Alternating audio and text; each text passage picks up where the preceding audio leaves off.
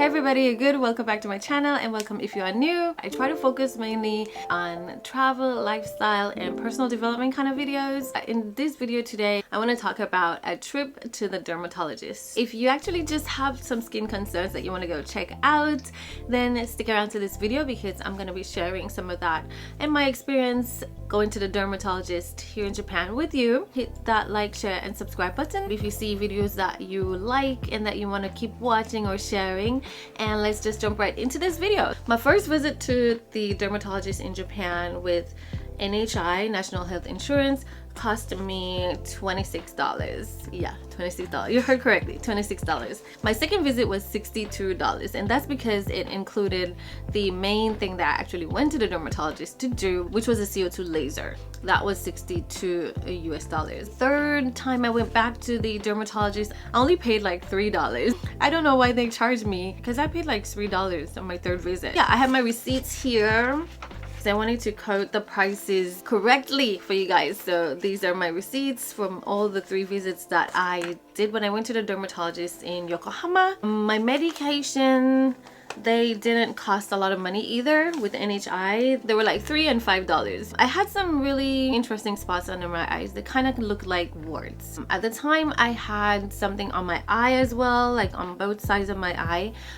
Those were major concerns. So when I went, I actually told the dermatologist about that as well. He said like, okay, let's try to get some things done for you. I lasered like under my eyes here to remove the wart looking spots that I had. I think it was this eye, like the eyelid had something on there that kind of looked like it was growing a little bit, so I just got it off because I didn't know what it was. And when I went to the dermatologist, he was able to say like, okay, we can remove this, do the laser for your eyelids here and get the warts removed and get also the ones from under my eyes removed. So I did that.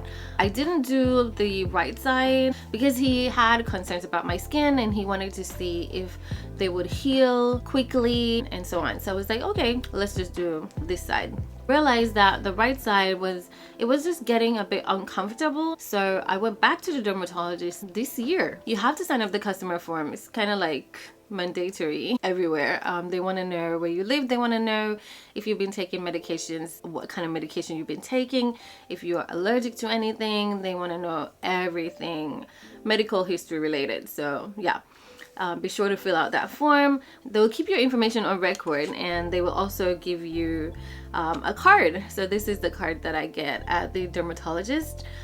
It says Dermatology and Allergology, skin and allergies. Like this clinic here is located in Queens Square, Yokohama.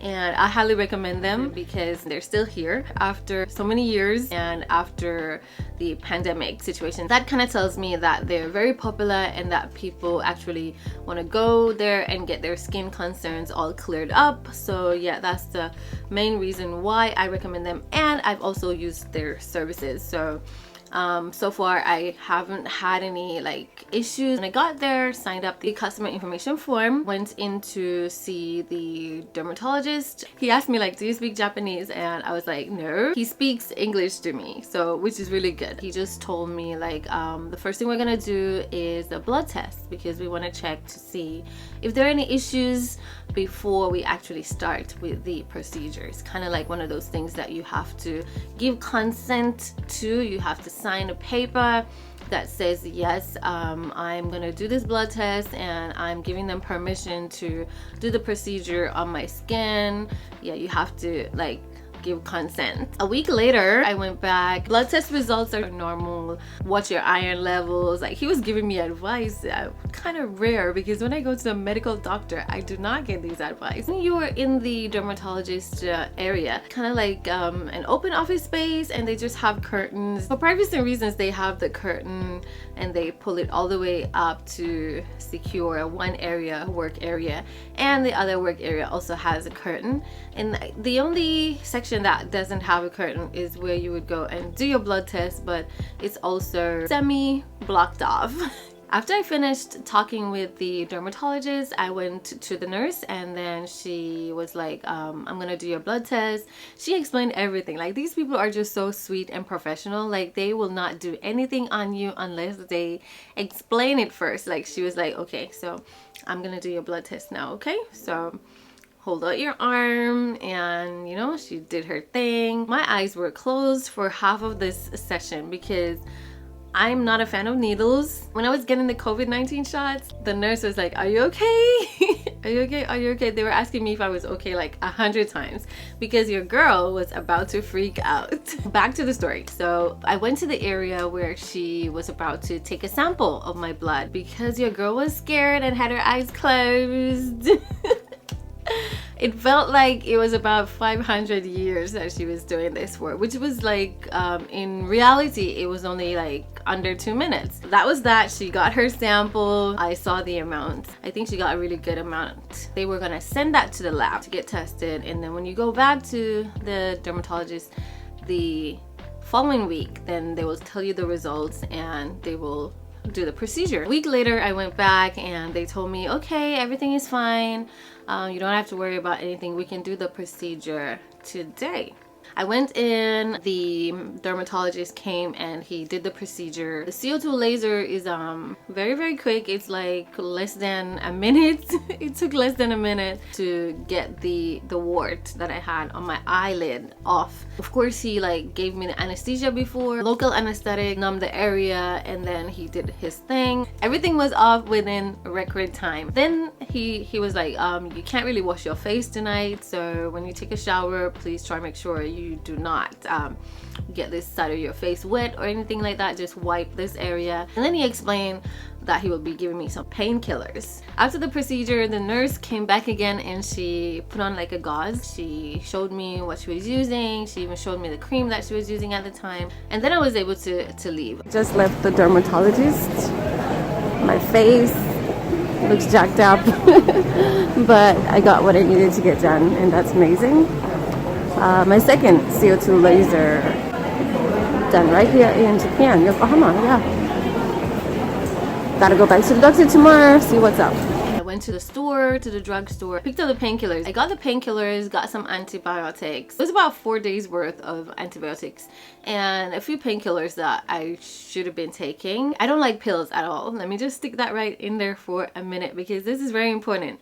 I don't like pills at all, so I was kind of like forgetting when I should take my pills. For me, I have a reaction to C-fal, cefalor. That's one of the active ingredients that was in the antibiotics that I was prescribed. I forgot to take it after lunch because this one you're supposed to take it after you eat. So forgot to take it after lunch. Went to the derma again. And I remembered, oh my god, I didn't take the antibiotics. So your girl was like, okay, let's just take it now. And when I get home, I'll eat. So I did that, came home, ate some pasta and like all of that jazz. I woke up in the middle of the night. The girl was throwing up like everywhere. I could have sworn I was pregnant because I was like, what is this? Damn.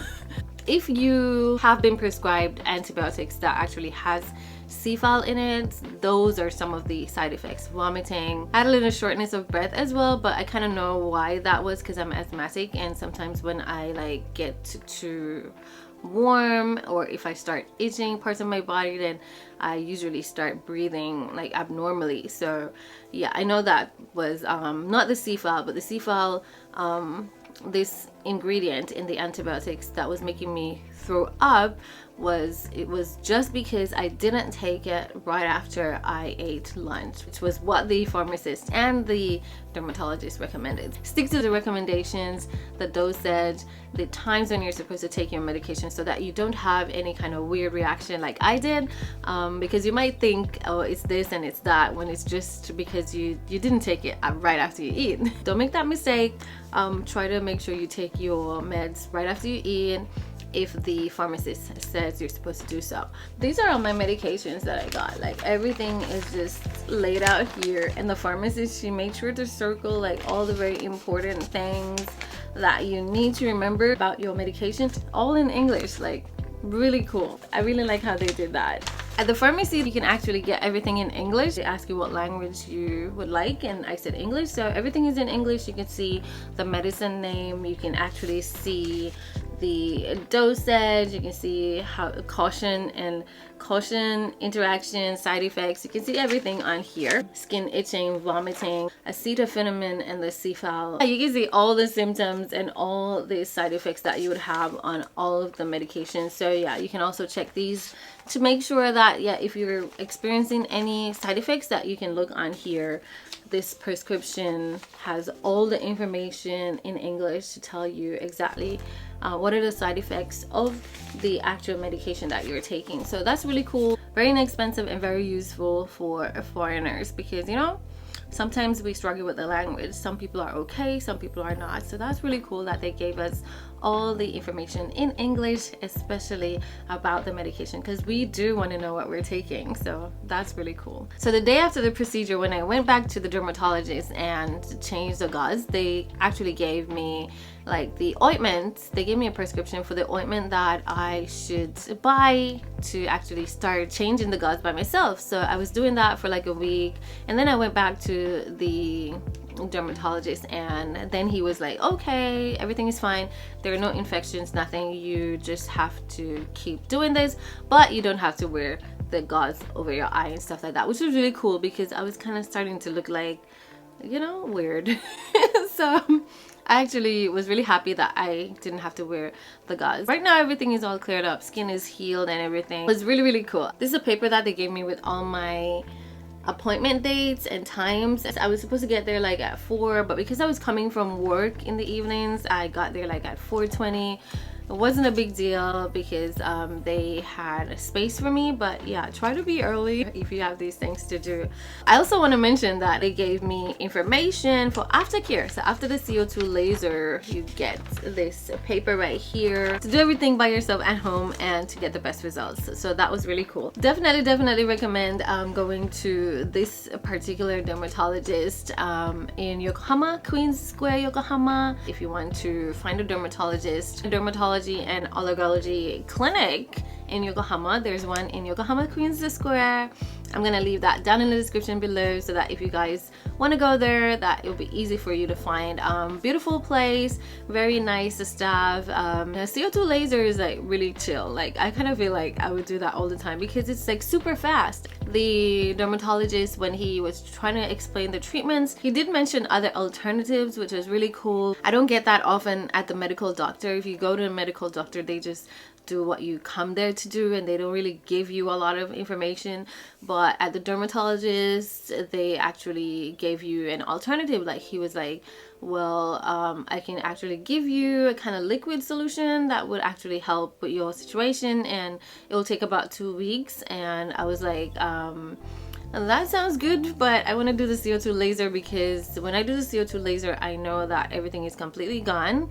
And he was like, all right, then let's do your blood test and let's get everything started. So that was really cool. After he removed the wart or the growth or whatever it was off of my eyelids, he told me like, I'm gonna send this back to the lab so that they can test it to just make sure that it's not cancerous, and so that we can know if you have any other issues and if everything would be okay. So they did that, and normally when you go back a week later, they already have the results ready and they will be like, there's nothing to worry about. So that's really cool that they actually tell you, they give you updated information on everything. Like I really like that style. Like, so that's kind of like one of the reasons why I love going to this dermatologist in particular. I'm not sure about any other dermatologist in Yokohama because this is the only one that I've been to, but I really like how the system works here, and the NHI works perfectly fine as well. So I'm able to get like great treatment, and I'm able to get everything done in record time, which is really cool.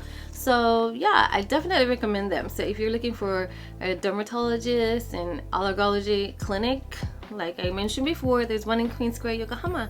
Check the details down below so that you guys can find the place. If you have questions about my situation or about my experience, feel free to drop them in the comments. I'll definitely answer as best as I can. And thank you guys so much for watching, and I catch you guys in the next video. See you guys, bye.